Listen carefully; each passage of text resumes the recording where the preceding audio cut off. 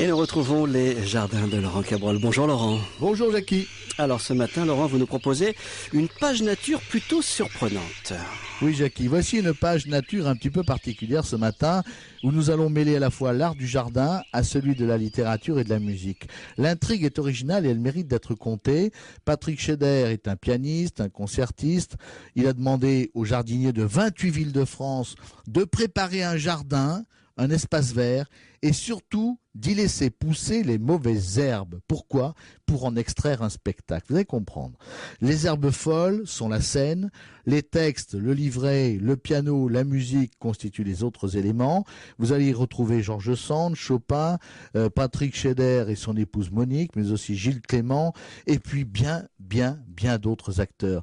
Et vous allez donc, assis sur des bottes de paille, assister comme cela à un spectacle assez extraordinaire. Patrick Scheder nous explique comment tout ceci a été construit. J'ai repéré auparavant un site dans lequel les jardiniers ont laissé pousser l'herbe. On parsème encore tout cet espace avec des textes de Gilles Clément, des textes de Georges Sand qui sont sur la nature en liberté.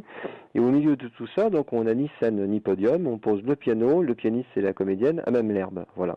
Et le piano est un peu comme une herbe ou comme je dirais un buisson parmi les autres. Voilà. Je crois que c'est une manière finalement de communiquer sur le métier de jardinier d'une manière totalement inattendue, avec des mots, avec des notes, voilà, d'une façon agréable, et de faire bien comprendre au travers des textes de Gilles, au travers des textes de Georges Sand, ou au travers des musiques de Chopin, ou des improvisations que je fais, que l'entretien de la nature, le travail que font les jardiniers, est tout aussi artistique que le fait d'être pianiste, de jouer du Chopin, ou que de jouer des textes. Donc il y a vraiment un mariage des arts où tous les sens sont en émoi.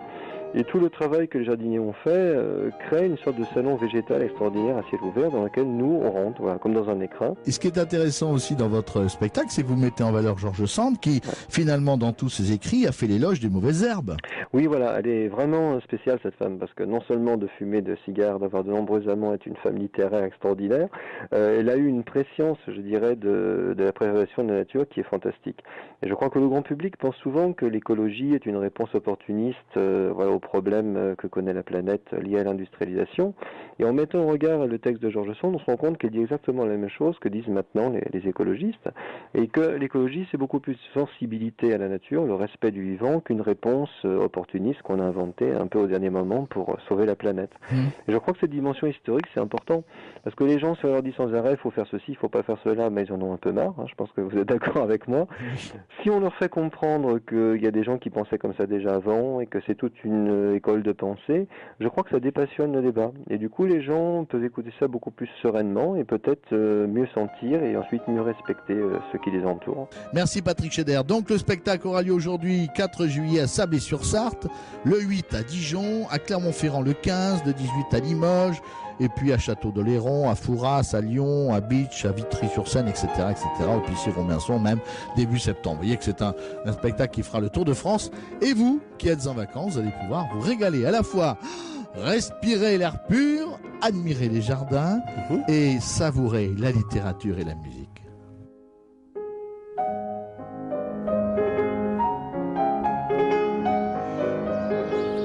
Voilà une bonne idée. Merci mille fois, mon bon Laurent Cabrol.